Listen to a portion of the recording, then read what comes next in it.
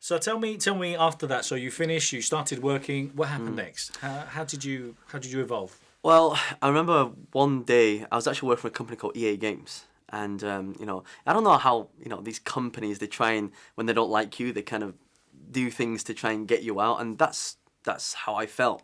So for a long time, I was working in this organisation, working my, if I can say this, butt off, Yeah, right? yeah. And just for just understanding that, hold on, I'm getting paid this much money, right? So every month I would get £2,000 a month, and then from that my cost would be 1,200. I'd be left with £800 a month divided by four. That's £200 a week, and if you divide that by seven, that's like £27 a day.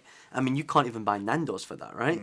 So as I was working in the job, I realized that you can't become wealthy. And one of the things I mean, I love my job, but what I didn't love was the stress I had to go through. I had to get up every single day. All my friends around me, because of the type of industry, were getting let go. And, I was next in line. So it got to a point where my employer said to me, you're not good enough. And I just remember like breaking down and just thinking, hold on a second, I work so hard. How can you say that? But obviously office politics gets in their way. And I thought, right, I'm not going to let this happen to me again.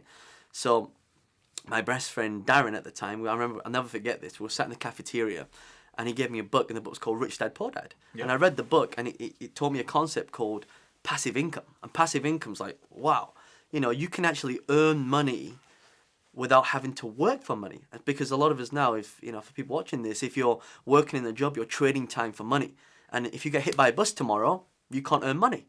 So that whole thing sort of sparked off the whole entrepreneur movement, if you will.